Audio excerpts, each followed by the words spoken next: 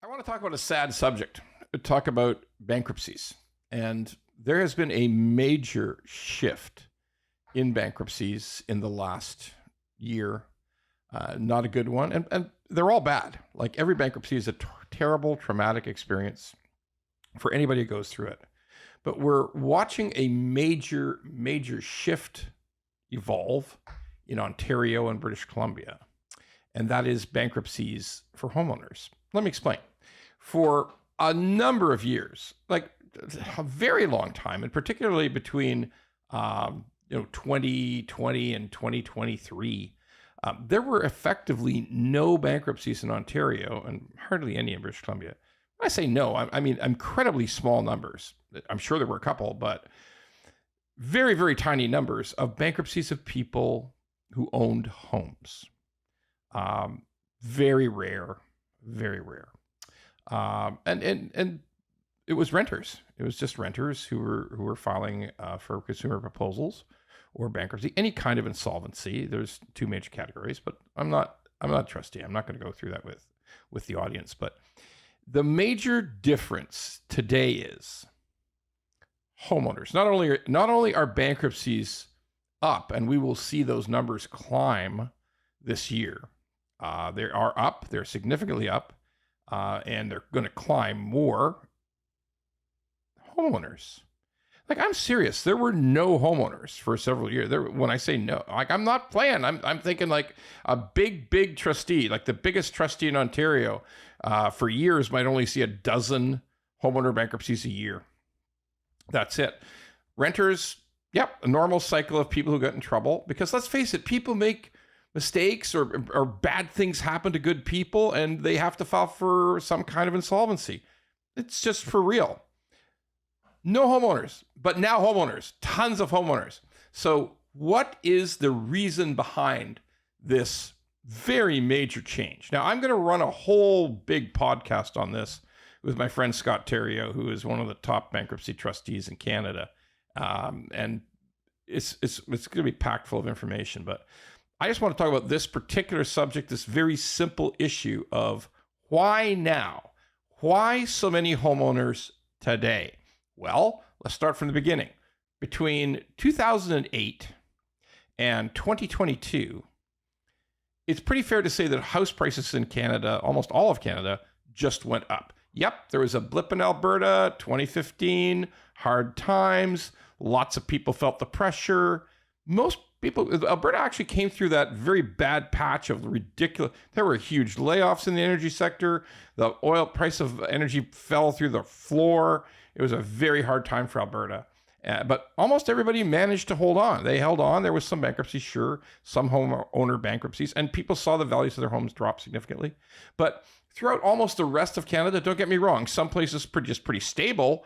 I don't think that the price of houses in New Brunswick, it didn't start to spiral upwards till like 2000. But seriously, many provinces where many of the people in Canada live, house prices just gradually or rapidly went up.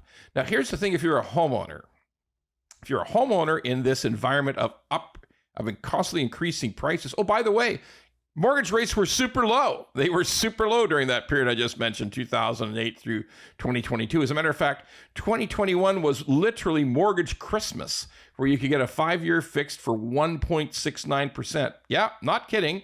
That was available, and there was a ton of them done. So it was the very best of times for homeowners. So what's happened? Well, the opposite of everything has happened. Everything that was going so well is not going great. If you have a constantly increasing house value and low interest rates, a family can get into the same kind of problems that renters could, financial problems. They could. I mean, people make wrong decisions, bad things happen, illness, marital breakdown, whatever the case may be. But when the problem happened for a homeowner, there was always equity to tap into, and to tap into pretty cheaply. Very cheaply in some cases. So, I remember lines of credit. A line of credit was like less than 3% for a very long time. You just throw a line of credit on your house and solve all your problems. That was it. And so for all that time, no bankruptcies from homeowners because there was a method to solve effectively every financial problem that came up in that family. Not every family, but most, a lot, particularly in Ontario and British Columbia, where the house prices just went batshit crazy, a tremendous wave of extra equity that people could call on to solve their financial problems. I'm not saying everybody treated their house like an ATM. That's not what I'm saying. But I'm saying there was always a possible solution due to low mortgage rates and soaring house values. Well, guess what? That's all gone. It is now the opposite of that.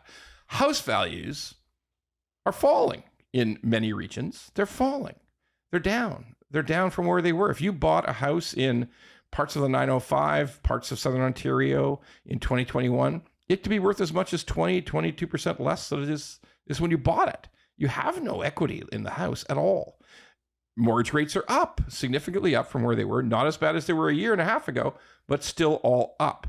But the key thing is there's no equity to draw down on. Oh, and can I give you the icing on the cake?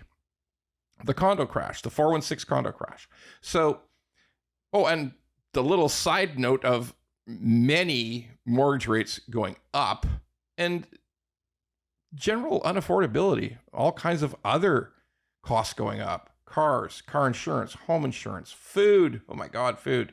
But that real icing is a version of the condo crash, a version of buying a secondary property.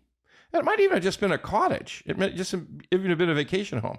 But certainly everybody who was leveraged at a time when values were started to fall afterwards, that's a problem.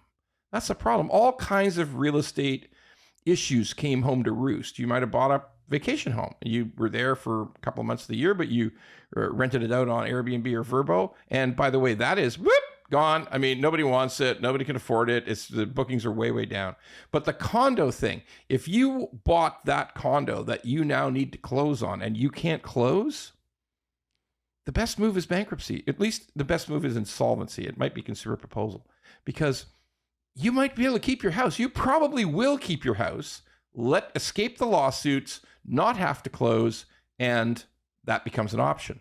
And by the way, as more and more people discover that that's an out from the disaster of the condo crash, not having to close and walking away and not being litigated because it's in insolvency, you might see some more of it.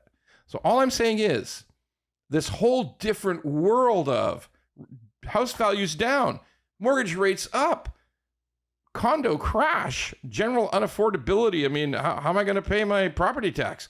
And now job losses, which we're seeing in Ontario and British Columbia, but particularly in Ontario the worst.